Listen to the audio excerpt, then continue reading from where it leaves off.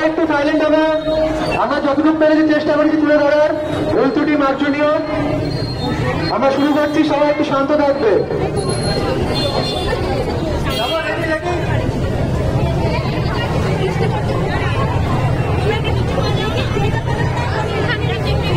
যেটুক পারবি সেইটুক করবি, কোনো ব্যাপার নেই। আচ্ছা রেডি তো? শুরু করছি।